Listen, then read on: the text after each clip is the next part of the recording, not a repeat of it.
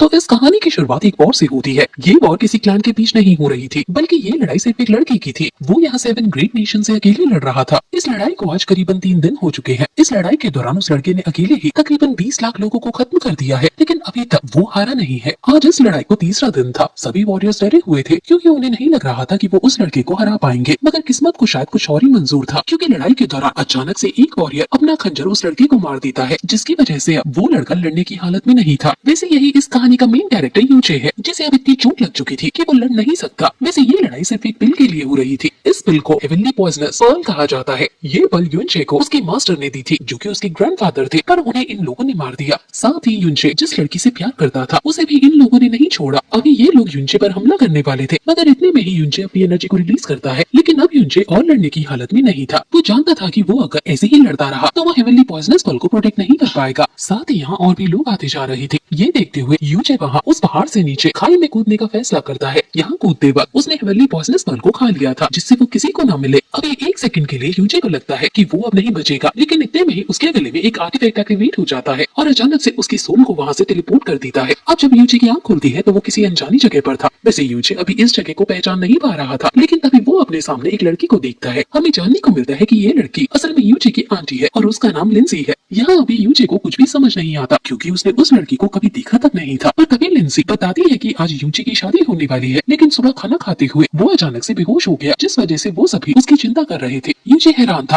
वो तुरंत उठकर बैठ जाता है, लेकिन तभी अचानक से उसे अपने सोल सी के अंदर वो सारी मेमोरीज दिखना चालू होती हैं, जो कि अभी उसकी करंट बॉडी की है। असल में यूचे किसी और की बॉडी में आ चुका है, क्योंकि जिस टाइम यूचे की डेथ हुई थी तब इस वाली बॉडी की भी डेथ हुई थी। वैसे यूचे को पता लगा था कि उसके पास अभी भी हेवनली पॉइजनस पर्ल की पार्ट्स है। उसे जानने को मिलता है कि इस लाइफ में उसके पेरेंट्स नहीं है, उसे उसके ग्रैंडफादर ने ही पाला है। उन्होंने ही उसका ख्याल रखा है, लेकिन बचपन में ही यूचे की मिस्टिक पेन्स डिस्ट्रॉय हो गई थी। असल में मिस्टिक पेन्स एक प्रॉपर्टी होती है, जिसके थ्रू कल्टीवेटर्स कल्टीवेशन कर पाते हैं। मिस्टिक पेन्स के डिस्ट्रॉय होने से अब यूचे कल्टीवेशन नहीं कर सकता। अब ये बात जानकर यूचे बहुत ही ज्यादा हैरान हो गया था। साथ ही वो उतना ही दुखी भी था, क्योंकि अब वो कल्टीवेशन नहीं कर सकता। साथ ही पिछली लाइफ की जो पार उसके पास थी, वो भी अब उसके पास नहीं है। बस अभी एक चीज की उसे खुशी थी कि उसके पास अभी भी हेवनली पॉइजनस पर्ल है, जो कि अब उसके सोल सी के साथ भी कनेक्ट हो चुकी है। यहाँ हमें ये भी जानने को मिलता है कि असल में यूचे को इस लाइफ में किसी ने पॉइजन दे दिया था, जिस वजह से यहाँ भी उसकी सेम टाइम पर डेथ हुई थी। अभी उसे नहीं पता कि उसे ये पॉइजन किसने दिया था। अब जब उसे ये सब समझ आ रहा था, तभी वहाँ पर उसके ग्रैंडफादर आते हैं। वो यूचे को ठीक देखकर बहुत ज्यादा खुश थे। वैसे वो यूचे से तैयार होकर नीचे आने को कहते हैं। यहाँ यूचे भले ही उनसे पहली बार मिल रहा है, लेकिन उसे इनकी फीलिंग अच्छी तरह पता है, और साथ ही वो ये भी जानता है कि उसके बेहोश होने के बाद उसके ग्रैंडफादर को उसकी कितनी चिंता हो रही थी। अब इस वजह से वो उनसे कहता है कि आपको आज से मेरी चिंता करने की जरूरत नहीं। मैं जानता हूँ कि आपने बचपन से मेरा कितना ख्याल रखा है, लेकिन अब मेरी बारी है। अब से मैं आपका ख्याल रखूंगा। ये बात सुनकर यूचे के ग्रैंडफादर तो बहुत ही ज्यादा हैरान हो गए थे, क्योंकि यूचे का बर्था पहले जैसा था। उसके हिसाब से वो 180 डिग्री में बात कर रहा है। वो कह रहे थे कि फाइनली तुम बड़े हो ही गए। वैसे इसके बाद वो लिंसी से यूचे को तैयार करने को कहकर वहाँ से चले गए थे। यहाँ लिंसी उसे तैयार करते हुए कहती है कि अब तो तुम्हारी शादी भी होने वाली है, उसके बाद तो तुम हमें भूल ही जाओगे। लेकिन इस पर यूचे कहता है कि चिंता मत कीजिए, मैं आप दोनों को कभी नहीं भूलने वाला, और वैसे भी मैं कहीं और जा थोड़ी ना रहा हूँ। वैसे अब यहाँ से सीन चेंज होता है। हम देखते हैं कि अब वो लोग वहाँ से निकलने लगे थे। यहाँ पर अभी बहुत सारे सोल्जर्स भी थे, क्योंकि यूचे के ग्रैंडफादर इस स्मॉल जियाओ सेट के थर्ड ग्रेट एल्डर हैं। यहाँ अभी बहुत सारे लोग थे। तभी यूचे को एक घोस्ट दिखता है। अब उसे उसी पर बैठकर जाना था, लेकिन अब वो उस पर बैठता है तो नीचे गिर जाता है। वो हैरान था कि इस लाइफ में उसकी बॉडी कितनी ज्यादा वीक है। अब तभी वहाँ पर एक लड़का आता है, जिसका नाम यू लॉन्ग है, और इसे यूचे का कजन ब्रदर कह सकते हैं, क्योंकि ये स्मॉल जियाओ सेट के फर्स्ट ग्रेट एल्डर का बेटा है। यहाँ यू लॉन्ग अभी यूचे से मिलने आया था। वैसे तो यूचे को याद आ गया था कि यही वो लड़का है जिसने उसे जहर देकर मारने की कोशिश की थी, क्योंकि ये यूचे से चलता है। लेकिन फिर भी यूचे यहाँ उससे अच्छे से बात करने का नाटक करता है।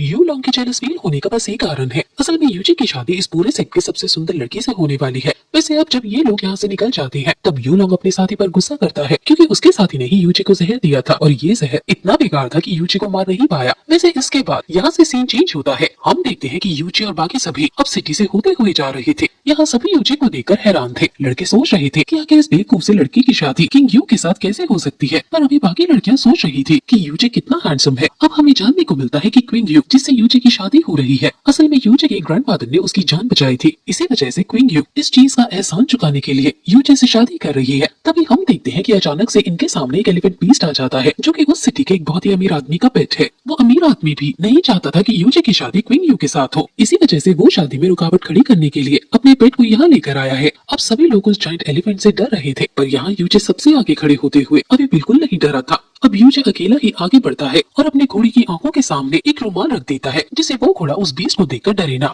यहाँ पासा बिल्कुल उल्टा पड़ गया था, क्योंकि जब वो आदमी अपने एलिफेंट बीस्ट को यूजे की तरफ भेजता है तो वो एलिफेंट ही यूजे से डरते हुए पीछे आने लगा था। असल में उस एलिफेंट को यूजे के अंदर वही हमारा पुराना यूजे दिखाई दे रहा है, लेकिन अपनी बेइज्जती होते देख वो आदमी अपने पेट को मारते हुए आगे बढ़ने को कहता है, जिसके बाद वो एलिफेंट सीधा यूजे पर हमला करने लगा था। अब यूजे भी पूरी तरह तैयार था। उसने अपने हेवनली पॉइजनस पर्ल की एनर्जी को एक्टिवेट भी कर लिया था और अब हमें हेवनली पॉइजनस पर्ल की असली पावर देखने को मिलने ही वाली थी। लेकिन इतने में वहाँ एक दूसरा लड़का आ जाता है, जिसने उस एलिफेंट बीस्ट को बड़े ही आराम से रोक लिया था। इस लड़के का नाम युआन बाओ है। असल में ये क्विंगियो का भाई है और अभी ये यूचे को लेने आया था, क्योंकि यूचे और बाकी सभी ऑलरेडी बहुत लेट हो चुके हैं। अब युआन बाओ यूचे और उस घोड़े को अपने हाथ पर उठाकर ले जाता है। अब अगले सीन में हम देखते हैं कि यूचे और क्विंगियो की शादी हो चुकी है और आज इनकी पहली नाइट थी। अब यूचे कमरे में जाता है तो यहाँ पर आकर उसके सामने क्विंगियो दिखती है। वो एक दूसरे से पहली बार मिल रहे हैं। अब यूचे आगे बढ़कर क्विंगियो को टच करने ही वाला था, पर तभी क्विंगियो तुरंत ही अपनी पावर से उसके हाथ को जमा देती है, क्योंकि उसके पास आइस एलिमेंट की पास है। यूचे ये देखकर समझ चुका था कि क्विंगियो लेवल 10 पर है। साथ ही हमें ये जानने को मिलता है कि क्विंगियो असल में आइस क्लाउड इमॉर्टल पैलेस की एक डिसाइबल बनने वाली है। अभी क्विंगियो तो ये देखकर शॉक थी कि यूचे को आखिर इतनी ज्यादा चीजें कैसे पता, क्योंकि उसने तो यूचे के बारे में सुना था कि वो कुछ करता धरता नहीं है, बल्कि वो एक बहुत आलसी लड़का है और आवारागर्दी करता है। अब यूचे फिर क्विंगियो के पास आते हुए कह रहा था कि तुम्हें और भी कई चीजें नहीं पता, क्या तुम जानना चाहोगे? पर क्विंगियो फिर से उसे दूर कर देती है और यूचे को भी डर लग रहा था, क्योंकि क्विंगियो सच में ताकतवर है। क्विंगियो उससे कहती है कि वो आइस क्लाउड इमॉर्टल पैलेस की डिसाइपल है, इस वजह से उसे फिजिकल रिलेशनशिप बनाने की परमिशन नहीं है। ये बात सुनकर यूचे हैरान था। वो कहता है कि इसका मतलब हम हमेशा ऐसे ही रहेंगे। इस पर क्विंगियो कहती है कि हमेशा नहीं, क्योंकि वो 1 महीने बाद यहाँ से आइस क्लाउड इमॉर्टल पैलेस जाने वाली है और फिर वो लौटकर भी नहीं आएगी। अब यूचे ये बात सुनकर बहुत ही ज्यादा हैरान हो गया था, पर हिसाब से अभी 1 महीने का समय बहुत है क्विंगियो को अपने प्यार में डालने के लिए। वैसे अभी तो यूचे को वहाँ से बाहर जाना था, क्योंकि उसे यहाँ पर बोर बोर सा लग रहा था। अब जब वो बाहर आता है तो अचानक से आसमान से एक स्टार वहाँ उसके सामने वाली पहाड़ी पर गिर जाता है। यहाँ यूचे के पास कोई काम धंधा तो था नहीं, इस वजह से वो तुरंत ही उस तरफ निकल पड़ता है देखने के लिए कि आखिर वो क्या चीज है। वैसे इस तरह अभी क्विंगियो के पास आइस क्लाउड इमॉर्टल पैलेस से एक मास्टर आती है, जो कि उसे यहाँ से ले जाने के लिए आई थी, पर क्विंगियो उसे मना करते हुए कहती है कि उसने अभी अभी शादी की है, इस वजह से वो 1 महीने तक यहाँ से नहीं जा सकती, क्योंकि ऐसा करने से यूचे के ग्रैंडफादर को बहुत बुरा लगेगा। इसलिए अब वो 1 महीने का टाइम मांगती है, जिस पर उसकी मास्टर उसे हाँ करके वहाँ से चली जाती है। अब अगले सीन में हम यूचे को देखते हैं, जो उस पहाड़ी पर आता है और उसे वहाँ बहुत सारी ऐसी मेडिसिन मिलती है जो की बहुत रेयर है। नॉर्मली शायद किसी को इनके बारे में पता नहीं, इस वजह से इन्हें कोई लेकर नहीं गया। वैसे अब तभी उसे सामने एक लड़की दिखती है। असल में वो जो टूटा तारा था वो यही थी। अब इसकी बॉडी से कुछ ब्लैक फ्लेम्स निकल रही थी। यूचे उसके पास आता है और हमें जानने को मिलता है कि इसका नाम जास्मीन है। अभी यूचे जब उसकी तरफ हाथ बढ़ाता है तो अचानक से यूचे की हेवनली पावर एक्टिवेट हो जाती है और उस ब्लैक कारा को खींचने लगती है। और अब कुछ ही देर में इससे वो लड़की ठीक हो गई थी। वो जैसे ही होश में आती है तो उसे पता चल जाता है कि यूचे के पास हेवनली पॉइजनस पर्ल है। ये बात पता चलते ही वो बहुत ही ज्यादा शॉक थी, पर वो तुरंत ही यूचे के हाथ पर बाइट करती है और खून पीने लगती है। अब अचानक से जास्मीन सीधा ही यूचे के सोल सी के अंदर आ गई थी। यहाँ यूचे को समझ नहीं आ रहा था कि वो उसके सोल सी में कैसे आ गई, लेकिन अब तभी वहाँ पर लिंसी आ जाती है। वो थोड़ा अकेला फील कर रही थी, इसलिए वो यहाँ ऐसे ही आई थी। पर वो यूचे को यहाँ देखती है तो उससे पूछती है कि तुम यहाँ क्या कर रहे हो, जिस पर यूचे कहता है कि कुछ नहीं, मैं तो बस ऐसे ही यहाँ घूमने आया था। लेकिन यहाँ लिंसी को लगता है कि शायद उसे क्विंगियो ने घर से निकाल दिया है। वैसे वो दोनों बैठकर बातें कर रहे थे, पर तभी वहाँ पर क्विंगियो आती है और वो उन्हें देख लेती है। अब अगले दिन जब यूचे की नींद खुलती है तो वो उसी पहाड़ी पर था। यहाँ उसके पास में लिंसी सो रही थी और अभी उन्होंने कंबल ओढ़ रखा था, जो कि असल में उन्हें क्विंगियो ने उड़ाया है। अब इस चीज से यूचे बहुत टेंशन में आ गया था। उसे लग रहा था कि कहीं क्विंगियो कुछ गलत ना समझ ले। वैसे अब वो वापस जब घर आता है तो क्विंगियो को बुलाता है, क्योंकि आज उन दोनों को ही यूचे के ग्रैंडफादर से मिलने जाना है। आज उनकी शादी के बाद का पहला दिन है, जिस वजह से उन्हें आज खाना उनके साथ ही खाना है। यहाँ क्विंगियो बहुत ज्यादा अच्छे से तैयार हुई थी। वैसे यूचे भी कुछ कम नहीं लग रहा था। वैसे अब ये दोनों वहाँ पहुँचते हैं और खाना खाते हैं। अभी क्विंगियो ऐसा दिखा रही थी जैसे वो दोनों ही बहुत खुश है, पर यूचे यहाँ इसी मौके का फायदा उठाता है और क्विंगियो के कंधे पर टच करता है। अब क्विंगियो को इस चीज का बहुत गुस्सा आ गया था। वो तुरंत ही वहाँ यूचे का हाथ जमा देती है, पर यहाँ ग्रैंडपा ने ये सब नहीं देखा था। वैसे अब ये बात यही खत्म नहीं होती, क्योंकि घर आने के बाद भी वो यूचे पर बहुत गुस्सा करती है और कहने लगती है कि तुमने बहुत बड़ी गलती की है। अब यूचे माफी मांगता है और कहता है कि वो बस उसके ग्रैंडफादर को दिखाने के लिए ऐसा कर रहा था। कुछ देर माफी मांगने के बाद अब क्विंगियो उसे माफ कर देती है और अपनी कल्टीवेशन करने में बिजी हो जाती है। पर यूचे उसके पास आकर उसे ही देख रहा था। इस पर वो पूछती है कि अब क्या हुआ, तो इस पर यूचे बताना चालू करता है कि उसने जब कर क्विंक्यू की नर्व चेक की थी तो उसे पता चला था कि क्विंक्यू को एक बीमारी है। अब ये बात सुनकर क्विंक्यू हैरान थी क्योंकि उसने इस बीमारी के बारे में किसी को नहीं बताया है। यूजे उसे उसकी बीमारी के बारे में इतनी डिटेल में बताता है जितना क्विंक्यू को खुद भी नहीं पता था। यहाँ यूजे ये भी कहता है कि अगर क्विंक्यू ये परमिशन दे तो वो उसका इलाज भी कर सकता है। यहाँ यूजे की इतनी नॉलेज और कॉन्फिडेंस को देखकर क्विंक्यू उसे परमिशन दे देती है। अब यूजे उसके हाथ पर प्रेजेंट एक्यूप्रेशर पॉइंट्स पर कुछ नीडल्स अप्लाई करता है, जिसके बाद अचानक से क्विंक्यू की बॉडी में वो कल्टीवेशन एनर्जी सही तरह से फ्लो होने लगी थी। साथ ही इस प्रोसेस के बाद वो बहुत फ्रीली कल्टीवेशन कर पा रही थी। अब यूजे उसे बताता है कि इससे हम थोड़े बड़े लेवल पर भी कर सकते हैं, लेकिन इसके लिए क्विंक्यू को अपने कुछ कपड़े उतारने होंगे क्योंकि इस बार यूजे को और भी कई नीडल्स लगानी होंगी जो कि क्विंक्यू की लगभग पूरी बॉडी पर लगेंगी। वैसे थोड़ा सोचकर क्विंक्यू भी हाँ कर देती है। अब यूजे उसकी पूरी बॉडी पर नीडल्स लगाना शुरू करता है, लेकिन लास्ट में ये प्रोसेस काम कर जाती है। और अब क्विंक्यू बहुत ज्यादा हैरान थी कि आखिर यूजे को इतनी अच्छी मेडिकल स्किल्स कैसे आती हैं, क्योंकि यहाँ क्विंक्यू समझ गई थी कि यूजे की वजह से उसके कुछ मेरिडियन पॉइंट्स अनलॉक हो चुके हैं जो कि उसे आगे कल्टीवेशन में लाइफ टाइम हेल्प करेंगे। यूजे उससे कहता है कि वो और भी ज्यादा अच्छी तरह उसका इलाज कर सकता है, लेकिन अभी उसके पास बिल्कुल एनर्जी नहीं बची क्योंकि उसकी मिस्टिक वेन्स खराब है और इसी वजह से वो कल्टीवेशन नहीं कर सकता। वो कहता है कि अब बाकी का इलाज वो कल करेगा। अब यूजे वहाँ से जाने लगा था, लेकिन क्विंक्यू उसे परमिशन देती है कि वो उसके बाजू में सो सकता है। इस पर यूजे तो बहुत खुश हो गया था। अब दोनों सो चुके थे और यूजे अभी एक सपना देख रहा था जो कि उसके हिसाब से बहुत अच्छा था, लेकिन अचानक से एक बहुत ही तेज बेल की आवाज आती है।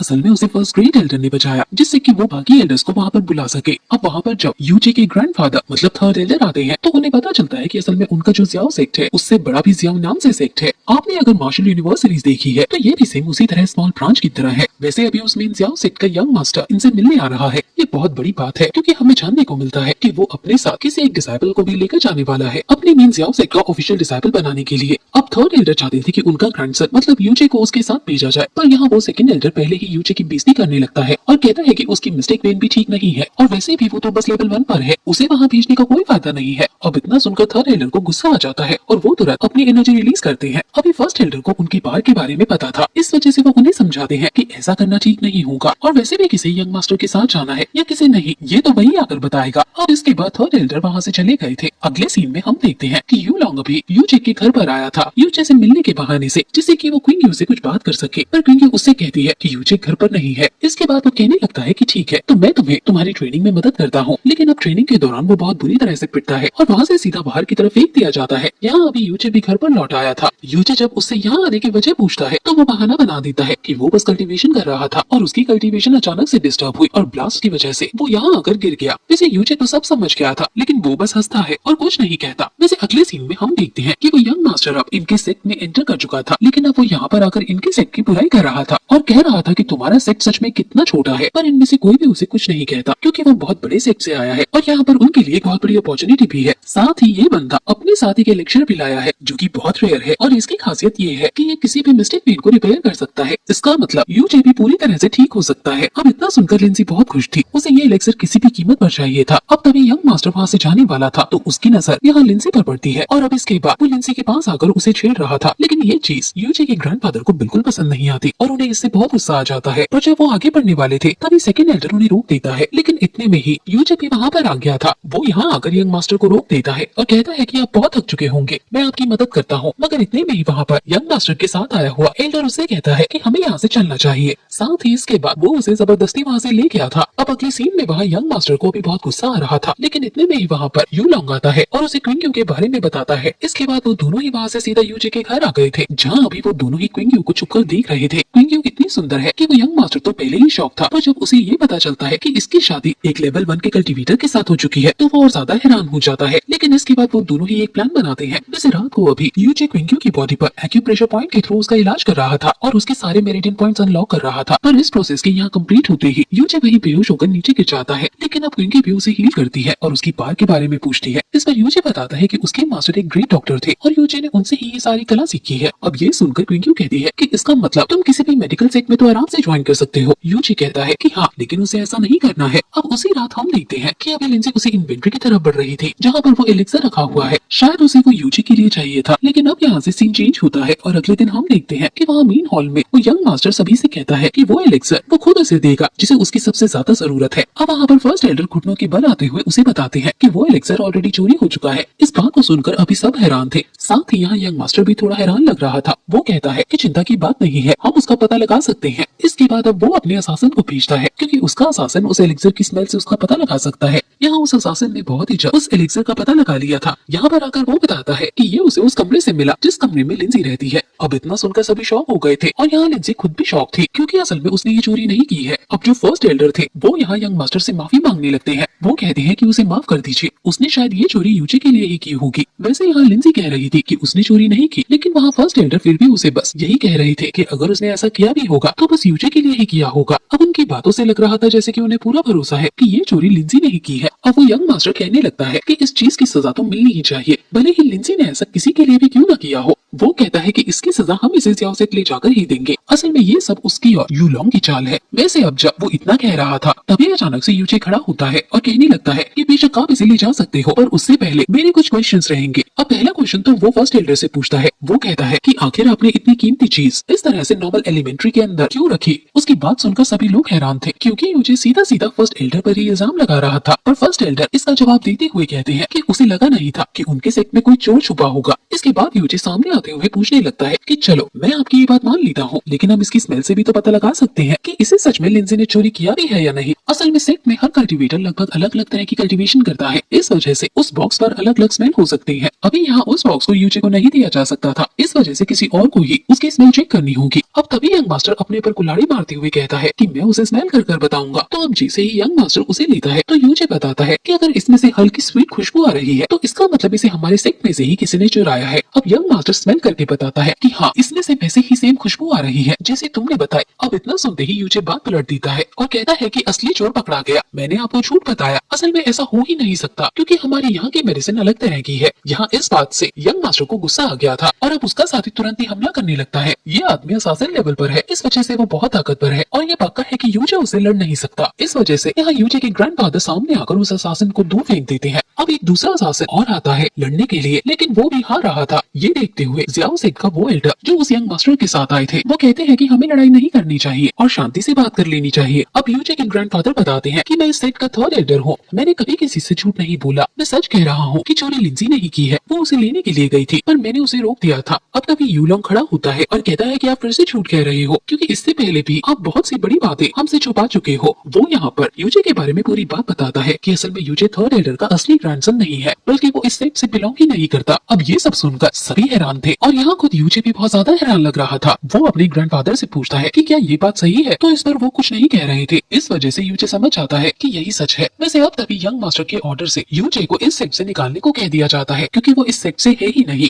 यहाँ यूचे को भी ना चाहते हुए वहाँ से जाना पड़ रहा था, लेकिन अब जब वो जा रहा था तभी यूलोंग कहने लगता है कि अब जब तुम जा ही रहे हो तो तुम्हें क्विंगियो को भी आजाद कर देना चाहिए। उसका मतलब यही है कि यूचे उस मैरिज सर्टिफिकेट को फाड़ दे, जिससे क्विंगियो अगर चाहे तो अपनी मर्जी से किसी दूसरे लड़के से शादी कर पाए। अब इतना सुनते ही यूचे उस पर चिल्लाता है और कहता है कि ये तुम्हारा डिसीजन नहीं है, ये क्विंगियो का डिसीजन है। अब वो क्विंगियो को ही वो एग्रीमेंट देते हुए वहाँ से जाने लगता है। वो कहते हुए जाता है कि मेरे जाने के बाद तुम ग्रैंडफादर और लिंजी का ख्याल रखना। अब यूचे के वहाँ से जाते ही यहाँ यूलोंग क्विंगियो से ही लेटर को फाड़ने के लिए कहता है, पर क्विंगियो उसे नहीं फाड़ते और यूलोंग को ही दूर हटा देती है। अब इतने में एक असासिन क्विंगियो की तरफ हमला करता है, जिसे क्विंगियो ने बहुत ही आराम से दूर फेंक दिया था। तो फिर वो असासिन अपनी बहुत ज्यादा पावर का इस्तेमाल करते हुए क्विंगियो पर हमला करने लगता है, लेकिन इतने में ही बहुत तेज धमाका होता है। इस वजह से वो असासिन वही मर जाता है। ये धमाका असल में क्विंगियो की मास्टर ने किया था। वो यहाँ पर आ चुकी थी और वो एक इमॉर्टल कल्टीवेटर है। इसका मतलब जितने भी लोग यहाँ हैं उनमें वो सबसे ज्यादा ताकतवर है। साथ ही वो हाइस्ट क्लाउड इमॉर्टल पैलेस के 7 इमॉर्टल्स में से एक है। वैसे वो बस क्विंगियो को यहाँ से ले जाने के लिए आई थी। अब जब वो क्विंगियो को ले जा रही थी तभी क्विंगियो पीछे मुड़कर देखती है, क्योंकि वो जानती थी कि उसके यहाँ से जाने के बाद यूचे के ग्रैंडफादर और लिंजी को ये लोग परेशान करेंगे। वैसे उसे चिंता में देखकर उसकी मास्टर रुकती है और कहती है कि अगर लिंजी ने सच में चोरी की है तो उसे इसी सेक्ट में सजा देनी चाहिए, ना कि किसी और दूसरे सेक्ट ले जाकर। अब यहाँ उनकी बात पर कोई भी डिसएग्री नहीं कर सकता था, इसलिए यहाँ यंग मास्टर को तो इस पर बहुत ज्यादा गुस्सा आता है। अब अगले सीन में हम यूचे को देखते हैं जो कि उदास बैठा था। वो सोच रहा था कि उसके साथ इस लाइफ में भी वैसे ही सब हो रहा है जो उसके साथ पहले हुआ था। वैसे अभी वो जब उदास था तभी अचानक से उसके हाथ में से एक लाइट निकलती है और एक पिल सामने आती है, जिसे खाते ही वो अचानक से इनविजिबल हो चुका था। ये पिल उसी हर्ब से बनी थी जो यूचे को वहाँ पहाड़ी से मिली थी। अब इसके बाद सीन चेंज होता है और हम यूलोंग को देखते हैं जो कि इस वक्त सो रहा था और क्विंगियो के बारे में ही सोच रहा रहा था। अब तभी यूजे वहाँ इनविजिबल होकर आ जाता है और यूलोंग को चाकू मार देता है। इसे यूलोंग चीखता है और उसकी आवाज सुनकर उसका फादर वहाँ पर आता है। अब जैसे ही वो यूलोंग को देखता है तो बहुत हैरान हो जाता है, लेकिन इतने में ही वहाँ दूसरी तरफ यूजे ने वहाँ के ट्रेजर पेविलियन में आग लगा दी थी। अब उसे समझ नहीं आ रहा था कि वो क्या करे, इसलिए वो 2 कार्ड्स को वही यूलोंग के पास छोड़कर ट्रेजर पेविलियन की तरफ चले जाते हैं। लेकिन अब इतने में ही यूजे अपने पॉइजन से इन दोनों कार्ड्स को खत्म करते हुए यूलोंग को भी खत्म कर देता है और इसके बाद यूजे वहाँ से सीधा यहाँ स्मॉल जियाओ सेप के पीछे वाले माउंटेन पर आ गया था, क्योंकि यही उसके ग्रैंडफादर और लिंसी को एक केव में बंद रहने की सजा मिली है। उन्हें यहाँ 15 साल के लिए रखा जाएगा। यहाँ आकर यूजे उन दोनों से मिलता है तो उसके ग्रैंडफादर उससे माफी मांगते हुए कहते हैं कि मुझे माफ कर दो, मैंने तुमसे ये बात इतने सालों तक छुपा कर रखी। वैसे यूजे तो उनसे बिल्कुल गुस्सा नहीं था, बल्कि वो उन्हें थैंक यू बोलता है, क्योंकि ये जानते हुए भी उन्होंने अब तक उसका ख्याल रखा। वैसे यहाँ पर ग्रैंडफादर उसे बताते हैं कि उसके गले में जो लॉकेट है वो असल में उसके पेरेंट्स का है। उसके पेरेंट्स बहुत महान कल्टीवेटर्स थे। उसके पास एक हेवनली ट्रेजर था जिसे पाने के लिए कई लोग उनके दुश्मन बने। अब उन्हें कहीं जाना था, इस वजह से उन्होंने यूजे को थर्ड एल्डर के बेटे के पास छोड़ दिया। लेकिन जिसने भी यूजे के पेरेंट्स पर हमला किया था उसने ही थर्ड एल्डर के बेटे को भी मार दिया। इसके बाद थर्ड एल्डर ने डिसाइड किया कि वो यूजे का ख्याल रखेंगे और तभी से लेकर आज तक यूजे उनके साथ है। यूजे इस बात से खुश था। वैसे अभी तक ये कंफर्म नहीं है कि यूजे के पेरेंट्स मारे जा चुके हैं, क्योंकि वो जब यहाँ से गए थे तभी वो साथ थे और फिर इनकी कोई खबर नहीं मिली कि वो जिंदा है भी या नहीं। इन्हें बस ये पता है कि उन पर हमला हुआ था। यूजे कहता है कि मैं स्ट्रॉन्ग बनूंगा और उन्हें ढूंढ कर रहूंगा। अब यूजे वहाँ से चला गया था। अगले सीन में हम क्विंक्यू को देखते हैं जो कि अपने मास्टर के साथ खड़ी थी। वो अभी आइस क्लाउड इमॉर्टल पैलेस की तरफ निकलने वाले हैं। अभी क्विंक्यू की मास्टर कह रही थी कि तुमने एक बार वहाँ पर ज्वाइन कर लिया तो उसके बाद तुम तब तक वापस लौट कर नहीं आ पाओगी जब तक तुम्हारी ट्रेनिंग पूरी तरह से कंप्लीट ना हो जाए। क्विंक्यू ये बात पहले से ही जानती है। अब उसकी मास्टर उसकी पावर बढ़ाने के लिए जब उसके हाथ को टच कर रही थी तभी उसे पता चला था कि क्विंक्यू के 54 मेरिडियन अनलॉक हो चुके हैं। ये देखकर क्विंक्यू की मास्टर शॉक थी, क्योंकि जो आइस क्लाउड इमॉर्टल पैलेस है वहाँ पर सिर्फ 5 ऐसे लोग हैं जिनके 7 मेरिडियन पॉइंट्स अनलॉक हुए हैं, लेकिन यहाँ क्विंक्यू के पूरे 54 जो कि total number of meridian points है वो पूरे ही अनलॉक हो चुके हैं। जब वो क्विंक्यू से पूछती है कि आखिर ऐसा कौन एक्सपर्ट डॉक्टर है, अब क्विंक्यू बात छुपाती है क्योंकि यूजे ने मना किया था इस बात को किसी से भी बताने के लिए। अब उसकी मास्टर भी इस बात को समझती है और कहती है कि ठीक है, मैं किसी को नहीं बताऊंगी और तुम्हें भी मुझे बताने की जरूरत नहीं है कि वो कौन था। अब इसके बाद वो दोनों भी वहाँ से निकलने लगी थी और किसी कंपटीशन के बारे में बात कर रही थी जो कि बहुत बड़ा कंपटीशन है, लेकिन क्विंक्यू की मास्टर को पूरा भरोसा है कि क्विंक्यू इस कंपटीशन में आराम से जीत सकती है। अब यहाँ से सीन चेंज होकर यूजे के पास आता है। यहाँ अभी उसके पीछे यंग मास्टर का भेजा हुआ एक असासिन पड़ा हुआ था यूजे को खत्म करने के लिए, लेकिन यूजे उससे बचता हुआ जंगल में अच्छा खासा अंदर आ गया था। लेकिन भागते हुए अचानक से यूजे किसी पॉइजन ग्रास के ऊपर हाथ रख देता है, जिस वजह से उसकी बॉडी में पॉइजन फैल सकता था, लेकिन हेवनली पॉइजनस बल उसे बचा लेती है। अब यूजे उस पॉइजन को सामने उस असासिन के ऊपर फेंक देता है, जिस वजह से उस असासिन को अपना हाथ काटना पड़ता है, वरना पॉइजन उसके ब्लड में मिल जाता। लेकिन अब इससे उसे गुस्सा आ गया था, वो हमला करने वाला था, लेकिन इतने में ही यूजे के सोल सी के अंदर से अचानक से जैस्मीन बाहर आ जाती है जो कि अटैक करते हुए उस असासिन को वहीं खत्म कर देती है। यहाँ यूजे उसे देखकर हैरान था। वैसे तभी एक और असासिन वहाँ आने वाला था, लेकिन इतने में जैस्मीन ने उसे भी खत्म कर दिया था। अभी जैस्मीन यूजे पर हमला करते हुए उससे पूछ रही थी कि आखिर यूजे को हेवनली पॉइजनस बल कहाँ से मिली। यूजे कहता है कि मुझे नहीं पता। वैसे यूजे कहता है कि तुम मुझे खत्म नहीं कर सकती क्योंकि तुम अब मुझ पर डिपेंडेंट हो। बिना हेवनली पॉइजनस बल के तुम जिंदा नहीं रह सकती और मेरे बिना हेवनली पॉइजनस बल की एनर्जी तुम्हें नहीं मिलेगी। साथ ही यूजे कह रहा था कि मैं तुम्हें प्रोटेक्ट भी कर सकता हूँ। अब ये सुनकर जैस्मीन हंसने लगती है और कहती है कि तुम्हारी मिस्टिक वेन्स ऑलरेडी खराब है और तुम खुद लेवल 1 पर हो, तुम मुझे कभी प्रोटेक्ट नहीं कर सकते। इस पर यूजे कहता है कि मैं मिस्टिक वेन्स ठीक करूंगा और ताकतवर बनूंगा। अब जैस्मीन कहती है कि ठीक है, मैं तुम्हारी मदद करने को तैयार हूँ, बस इसके लिए मेरी 3 कंडीशंस है। पहली कंडीशन में वो कई तरह की चीजों का नाम बताती है जो कि इस पूरे सेट में उन्हें मिल ही नहीं सकती, क्योंकि ये सब दूसरे कॉन्टिनेंट की चीजें हैं। यूजे सोच रहा था कि वो इतनी चीजें लाएगा कहाँ से, पर फिर भी उसे ये शर्त माननी पड़ती है क्योंकि जैस्मीन ने कहा है कि इसके बाद वो यूजे को बहुत स्ट्रॉन्ग बना देगी, प्लस वो उसकी मिस्टिक वेन्स को भी रिकवर कर सकती है। अब दूसरी शर्त ये थी कि यूजे को एक टॉप लेवल पर पहुंचना है, वो भी 30 साल के अंदर, जो कि अभी तक कोई नहीं कर पाया। यूजे इस पर भी हाँ कर देता है। इसके बाद तीसरी शर्त में यूजे को जैस्मीन को अपना मास्टर बनाना होगा और अपना सर झुकाकर उससे बात करनी होगी। यूजे ऐसा नहीं करना चाहता था, इसलिए जैस्मीन बस मास्टर वाली बात मनवा लेती है। अब इसके बाद वो एक दूसरे को अपने बारे में बताते हैं। यहाँ हमें जानने को मिलता है कि जैस्मीन किसी से बचकर भाग रही थी। असल में वो लोग जैस्मीन के पास से एक ब्लड ड्रॉप लेना चाहते हैं क्योंकि ये ब्लड ड्रॉप किसी इविल गॉड की है। जैस्मीन जानती है कि इसके अंदर बहुत ज्यादा पावर्स हैं, लेकिन अब ये उसके किसी काम की नहीं क्योंकि वो इससे कल्टीवेट नहीं कर सकती। अगर उसने उसका यूज किया तो उसकी मिस्टिक वेन्स पूरी तरह से इविल गॉड की मिस्टिक वेन्स में बदल जाएंगी। इससे उसे फिर से कल्टीवेशन करनी पड़ेगी, इसलिए अब वो इसे यूजे को दे रही थी क्योंकि यूजे ऑलरेडी लेवल 1 पर है और उसकी मिस्टिक वेन्स पहले से ही खराब है। अब यूजे तो तुरंत ही मान जाता है, पर वो पूछता है कि क्या सच में ये इविल गॉड की ब्लड ड्रॉप असली है। तो इतने में ही जैस्मिन उस ब्लड ड्रॉप को यूजे को खिला देती है। अब यूजे की बॉडी से अचानक से एनर्जी निकलने लगी थी और उसे बहुत ज्यादा दर्द हो रहा था।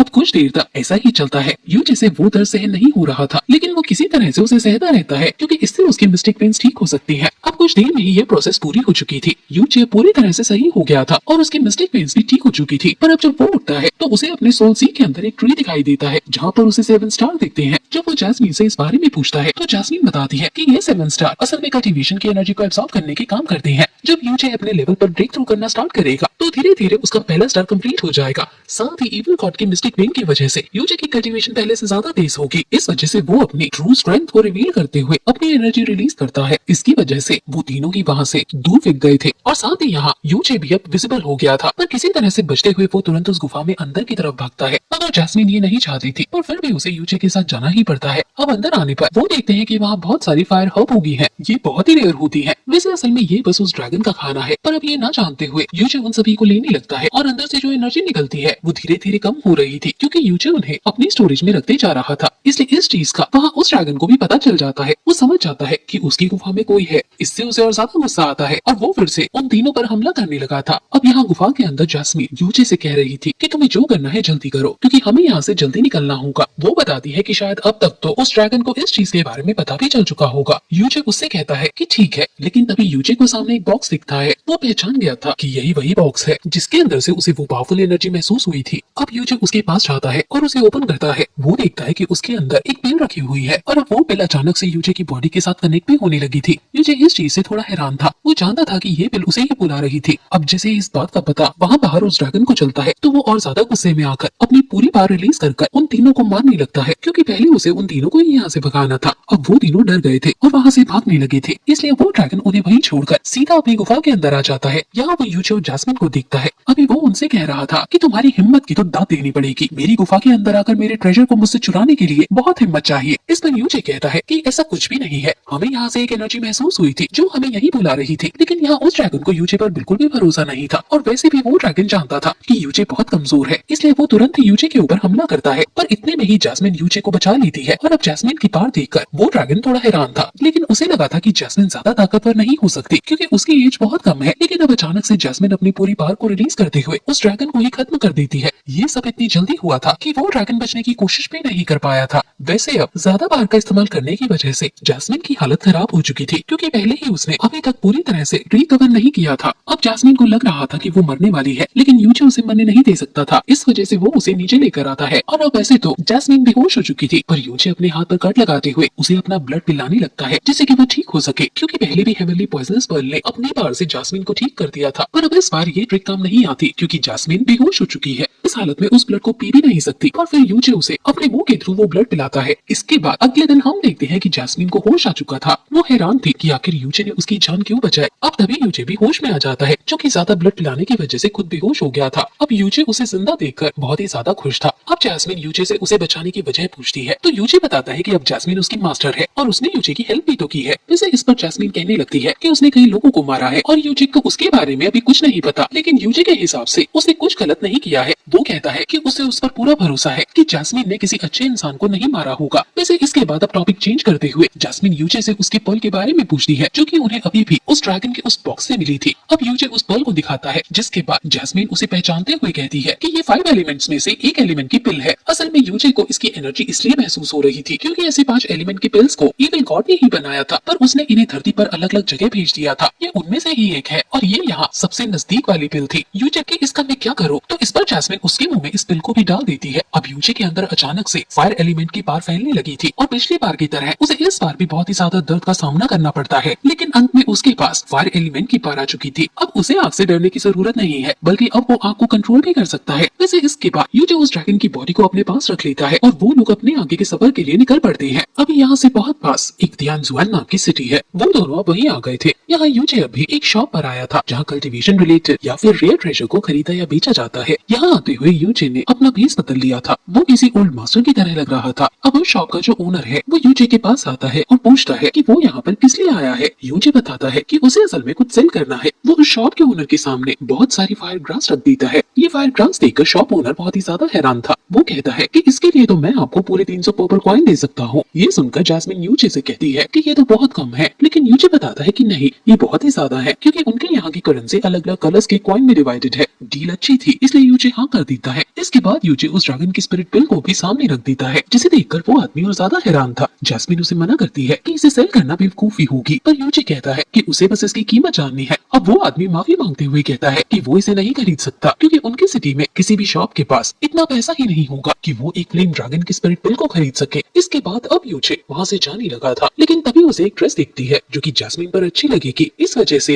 यूचे उसकी कीमत पूछता है। अब वैसे तो वो महंगी है, लेकिन शॉप ओनर वो ड्रेस यूचे को फ्री में दे देता है, क्योंकि वो यूचे के साथ उस फ्लेम ड्रैगन स्पिरिट की डील नहीं कर पाया था। यूचे इस बात से खुश था, पर अब इसके बाद वो सीधा वहाँ के मेन सेक्ट हॉल के लिए निकल पड़ा था। कुछ देर में यूचे वहाँ के सेक्ट लीडर के पास पहुँचता है। असल में वो यूचे के ग्रैंडफादर के दोस्त हैं। यहाँ आते हुए जैस्मिन उससे पूछती है कि हम यहाँ क्या करने आए हैं, तो इस पर यूचे उसे बताता है कि हम इस सेक्ट को ज्वाइन कर सकते हैं, जिससे मैं अपनी कल्टीवेशन को जल्द बढ़ा सकता हूँ, क्योंकि ऑफिशियली किसी सेक्ट के डिसाइबल होने से कल्टीवेटर्स को बहुत सी पर्क्स मिलती हैं। यूचे किसी बड़े सेक्ट में ज्वाइन नहीं कर सकता, इस वजह से वो यहाँ आया है। अब इस सेक्ट लीडर यूचे को देखते ही पहचान जाता है। वो उससे मिलकर बहुत खुश थे। अब वो यूचे की बात चेक करते हैं और कहते हैं कि हाँ, तुम नॉर्मली ठीक लेवल पर हो, तुम हमारे सेक्ट को ज्वाइन कर सकते हो। अब जब यूचे वहाँ से जाने वाला था, तभी वहाँ पर युआन बाओ आ जाता है। वो अभी यूचे को यहाँ देखकर बहुत ही ज्यादा खुश था। वो बताता है कि वो इसी सेक्ट में रहता है, इसलिए अब वो यूचे को वहाँ से लेकर जाता है अपने दोस्त और बाकी जगह दिखाने। अब जब वो बाहर आते हैं तो उन्हें दो डिसाइबल ट्रेनिंग करते हुए दिखते हैं। वो दोनों ही बहुत स्ट्रॉन्ग है। यहाँ उस लड़की का नाम मिसलान है और लड़के का नाम मोरोंग है। अब यूचे तो मिसलान को देखकर बहुत हैरान था, क्योंकि वो बहुत सुंदर है, लेकिन अब जब जैसे ही ट्रेनिंग खत्म होती है तो युआन बाओ दोनों को यूचे से इंट्रोड्यूस कराता है। वो बताता है कि यूचे उसके ब्रदर इन लॉ है। अब इस बात से मिसलान हैरान थी, क्योंकि यूचे की एज इतनी ज्यादा नहीं लगती। वैसे जब वो दोनों वहाँ से चली जाती है तो यहाँ यूचे युआन बाओ पर बहुत गुस्सा करता है और कहता है कि तुम्हें ये बात सभी को बताने की जरूरत नहीं है। वैसे आज एक खास दिन है, क्योंकि हर साल आज के ही दिन कई सारे सेक्ट यहाँ एक मीटिंग के लिए आते हैं। वो लोग साथ में खाना पीना करते हैं, जिस बीच डिसाइबल एक दूसरे को चैलेंज कर अपनी पावर भी दिखा सकते हैं। अब मीटिंग स्टार्ट होती है और यूचे भी अभी वही युआन बाओ के साथ बैठा हुआ था। वो देखता है कि यहाँ आसपास के कई सारे सेक्ट्स आए हुए हैं। युआन बाओ ने अभी यूचे को चैलेंज वगैरह के बारे में भी बता दिया था। अब तभी वहाँ की सेक्ट का लड़का खड़े होते हुए सभी को चैलेंज करने लगता है। उसका लेवल अच्छा खासा है, इस वजह से कोई दूसरा उससे लड़ने नहीं उठ रहा था। वैसे यहाँ उससे ज्यादा पावरफुल लोग भी बैठे हुए हैं, लेकिन वो नहीं उठे थे, क्योंकि उन्हें खुद को साबित करने की जरूरत नहीं है और वो इससे ज्यादा लेवल पर है। अब तभी यहाँ एक लड़का खड़ा होने लगता है, पर उसे दूसरे मास्टर रोक देती है। वो कहते हैं कि तुम्हें इससे नहीं लड़ना चाहिए, ये बस तुम्हें फालतू में भड़का रहा है। अब तभी वो सामने वाला लड़का देखता है कि कोई उसका चैलेंज एक्सेप्ट नहीं कर रहा और उसे खुद की ताकत भी साबित करनी थी। इस वजह से वो खुद ही किसी को चैलेंज करने के लिए ढूंढने लगता है। वो वहाँ युआन बाओ को देखता है और उसे ही चैलेंज कर देता है, क्योंकि वो उनमें थोड़ा ताकतवर दिख रहा था, जबकि युआन बाओ की एज अभी सबसे कम है। युआन बाओ तो चैलेंज एक्सेप्ट नहीं करना चाहता था, पर वो दूसरा लड़का जो अभी लड़ाई के लिए खड़ा हुआ था, वो युआन बाओ से कहता है कि हमारी सेक्ट की इज्जत अब तुम्हारे हाथ में है, तुम इस तरह से डर नहीं सकते। अब इस वजह से युआन बाओ को खड़ा होना पड़ता, मगर युआन बाओ उस लड़के से लड़ भी पाता, क्योंकि उस लड़के को युआन बाओ से बहुत ज्यादा एक्सपीरियंस है, इसलिए युआन बाओ उससे जाते ही हार गया था। पर वो लड़का अभी रुकता नहीं है, बल्कि वो युआन बाओ को और ज्यादा मारता है। ये देखते हुए यहाँ यूचे को बहुत गुस्सा आ गया था। वो तुरंत ही युआन बाओ के पास आकर उसे संभालता है, लेकिन वो लड़का अभी भी युआन बाओ की बेइज्जती किए जा रहा था। इस वजह से यूचे को और ज्यादा गुस्सा आ जाता है। वो पहले मिसलान से युआन बाओ को ले जाने के लिए कहता है और इसके बाद वो सामने उस लड़की को चैलेंज करता है। अभी वो लड़का कह रहा था कि तुम बहुत कमजोर हो, मैं तुम जैसे से लड़ना नहीं चाहता। इस पर यूचे कहता है कि शायद तुम हार से डर रही हो। अब इससे उस लड़के को थोड़ा गुस्सा आ जाता है और वो कहने लगता है कि ठीक है, तो तुम्हें एक मौका देता हूँ, तुम 3 बार अटैक करो। अगर तुम्हारा एक भी अटैक मुझे टच हो जाता है तो मैं हार मान लूंगा। इस पर यूचे कहता है कि ठीक है। वैसे अभी जैस्मिन यूचे से कह रही थी कि तुमने फालतू में इससे पंगा लिया, हमें इससे लड़ने की जरूरत नहीं थी। इस पर यूचे कहता है कि नहीं, इसने युआन बाओ को चोट पहुंचाई है, मुझे इसे सबक तो सिखाना ही होगा। अब इसके बाद यूचे बहुत ही तेज स्पीड के साथ आगे बढ़ता है और उस लड़की को जोर से थप्पड़ मारते हुए दूर फेंक देता है। सभी लोग हैरान थे, साथ ही उस लड़के का जो मास्टर था वो भी हैरान था। वैसे उस लड़के ने अभी हार नहीं मानी थी। वो खड़ा होता है और कहने लगता है कि अभी तो मेरा ध्यान नहीं था, तुम एक और बार हमला करो, मैं तुम्हें अपनी पूरी पावर दिखाता हूँ। लेकिन अब यूचे फिर से आगे बढ़ते हुए उसे थप्पड़ मारता है और दूर फेंक देता है। सभी लोग फिर से हैरान हो चुके थे और यहाँ वो लड़का भी अभी समझ नहीं पा रहा था कि यूचे की स्पीड आखिर इतनी तेज कैसे है, जबकि यूचे तो उससे कम लेवल पर है। लेकिन अब उस लड़के को भी बहुत गुस्सा आ गया था। इस वजह से वो अपनी जितनी भी पावर है सभी एक साथ रिलीज करता है। वो यूचे पर बहुत खतरनाक अटैक करने वाला था, पर तभी यहाँ जास्मी यूजे से कहती है कि इस लड़के ने बहुत बड़ी गलती कर दी है, ये अपनी पूरी पावर का इस्तेमाल कर रहा है। अगर तुम इसके मिस्टिक वेन की एनर्जी को ही ब्रेक कर लो तो ये अपने आप ही हार जाएगा। इसके बाद यूजे फिर से स्पीड से आगे बढ़ता है और उस लड़के के चेस्ट पर अटैक करते हुए उसकी मिस्टिक वेन्स की पावर को ही डिस्ट्रॉय कर देता है। अब ये देखते हुए उस लड़के का मास्टर गुस्सा होकर आगे आता है और यूजे पर चिल्लाने लगता है। साथ ही वो सेक्ट मास्टर पर चिल्ला रहा था और कह रहा था कि आपको अपने डिसाइपल को सजा देनी ही होगी। वैसे यहाँ सेक्ट मास्टर तो अभी बहुत ही ज्यादा खुश थे क्योंकि इस लड़के ने उनके सेक्ट का मजाक उड़ाया था, लेकिन अब फिर भी वो डायरेक्ट तो ये चीज नहीं दिखा सकते। इस वजह से वो उस मास्टर से कहते हैं कि चिंता मत कीजिए, आपके डिसाइपल की चोट का खर्चा हमारा सेक्ट उठाएगा। इस चीज से उस मास्टर को और ज्यादा गुस्सा आ जाता है और वो कुछ कह नहीं सकता था। और तभी यूजे भी कहने लगता है कि इसमें उसकी कोई गलती नहीं है क्योंकि वो लड़का ही सभी को चैलेंज कर रहा था। यूजे ने तो बस चैलेंज को एक्सेप्ट किया था। अब वो मास्टर भी जानता था कि इसमें उस लड़के की ही गलती है, इस वजह से वो कुछ नहीं कहता और वहाँ से चला जाता है। और यूजे बाकियों से भी कहता है कि क्या कोई और भी है जो मुझसे लड़ना चाहता हो। और तभी एक दूसरा लड़का आकर यूजे के चैलेंज को एक्सेप्ट करते हुए कहता है कि मैं तुमसे लड़ना चाहता हूँ। इस लड़के में भी पहले वाले लड़के की तरह बहुत एटीट्यूड था।